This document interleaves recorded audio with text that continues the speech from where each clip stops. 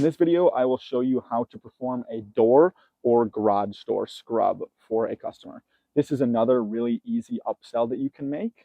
On average, I would price doors at around $5 each and garage doors at about $25 each. Your first step before putting your brush on the door is just going to be rinsing it down on the outside. Again, you can see in this example that the door is pretty clean. We will insert some pictures underneath the module of garage doors and normal doors that could really use a cleaning. The main thing you're looking for is dirt, dust, and bird poop. As we go through here, we're just going to scrub the door really lightly. Don't want to scrub too hard and risk chipping the paint on anything here. And our main reason for doing this is just to remove dust. Sill foam as well. Some technicians do find it easier to take the brush off of your extension pole while you're doing this. Feel free to do that. And you can hold the brush in your hand like so while cleaning a door. We go through, we'll clean the outsides of the door form as well. Make sure we're removing dust from anywhere. After everything has been scrubbed thoroughly, we're just going to go through with the brush and rinse it all down. You can see some of these little particles of dirt. So we're going to rinse down on this door. It'll make it look really nice. And again, this is something that we don't want to be trying to sell if we have done a house wash already, because doors, gutters, everything will be included in that house wash for the customer.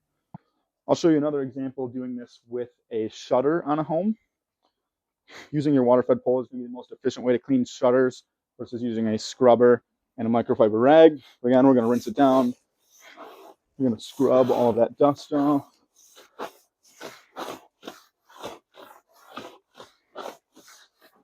Always good practice if you are cleaning the windows next to the shutter to do the shutters first, because you're likely to splash water onto the window, as you can see here. Now I'll show you an example of how to do this for an entire garage door. Again, these are a lot bigger, so we do tend to price these a little bit higher, but they will be thrown in on the occasional job.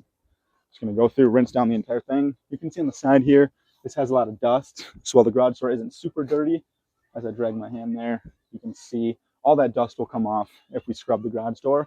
So it's always a good idea to ask the customer if they do want to have this done.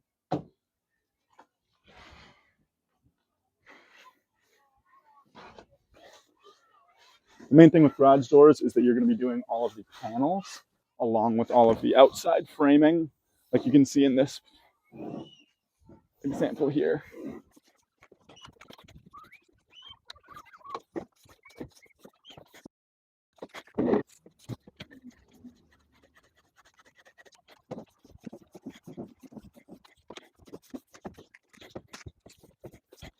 Something that's really important when you're scrubbing garage doors and things like this is that you're careful of your rinse bar, especially when you're scrubbing near something like brick. If you are too aggressive with it, this rinse bar is super brittle. It's just thin plastic, and that'll break super quickly if you bang that in too hard to even the side of someone's house, but especially something that's really hard like brick. So be careful with your rinse bars. You don't have to be replacing those out often. It takes a lot of time to replace that out of your day, and it costs the company a lot of money.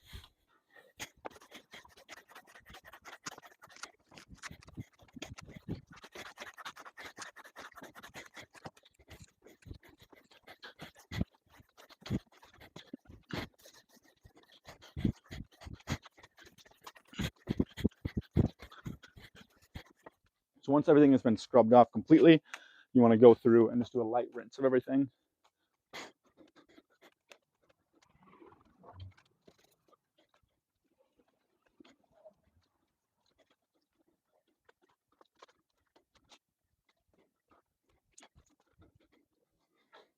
A good way to think about garage doors, larger doors, and things like this is that it's just a large window pane.